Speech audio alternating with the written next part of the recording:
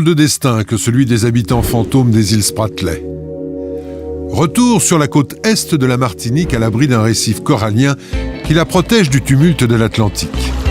Ici, ça sent bon les vacances et la détente.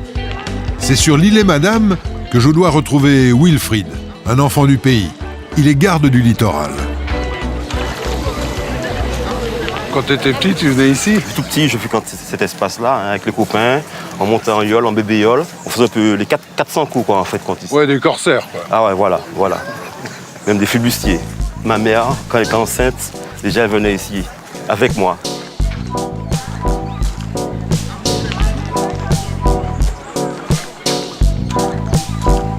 Et tes enfants, tu les emmènes?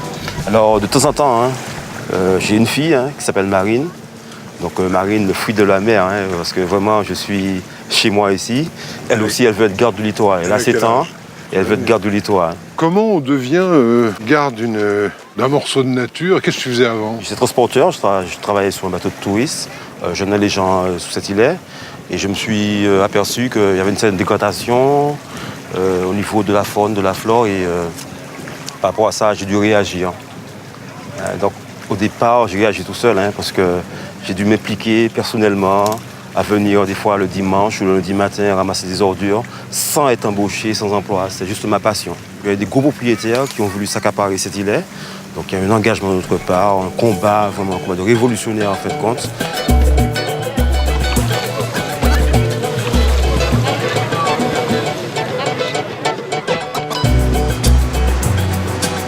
Celui où on va, là, c'est le grand îlot, là. C'est l'îlet Chancel, c'est le plus grand de la Martinique.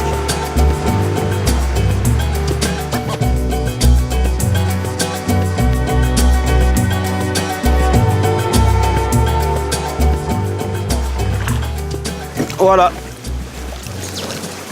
Alors nous, ces temps-ci, on fait une dératisation pour protéger certaines espèces qui vivent, comme les tourterelles, le tigran gris, certaines espèces d'oiseaux qui sont protégés en fin de compte. Qu'est-ce que c'est que cet arbre? Alors cet arbre-là, c'est un figuier maudit. Ça a quel âge, un arbre comme ça? Ça va jusqu'à entre 100 et 150 ans, quoi. Donc alors, avant tout, il faudrait préparer les appâts. D'accord. Il faut qu'on leur rentre. S'il pousse là, tac, ça ferme d'un seul coup. Et ça ferme d'un seul coup. On va poser un là.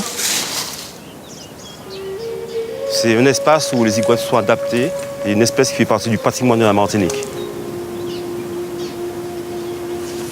C'est vraiment un endroit mythique. C'est un endroit où, quand on était jeune, avec les copains, on venait ici, on prenait des crabes, on passait la nuit, même des fois des semaines ici. Et des fois, c'est un peu difficile parce qu'il y a un propriétaire. Le propriétaire, des fois, il venait et puis il nous chassait. Ou encore, des fois, il fallait presque faire un deal avec lui. C'est-à-dire lui donner la moitié de la pêche pour qu'il soit content et qu'on puisse continuer à pêcher.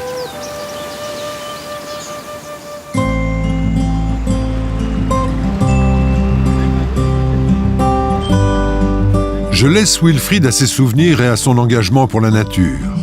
Et nous allons retrouver Sacha Bollet. Elle est dans le grand sud désertique du Pérou, là où les falaises rendent l'accès à la mer très périlleux. C'est ici que l'attend un vrai défi.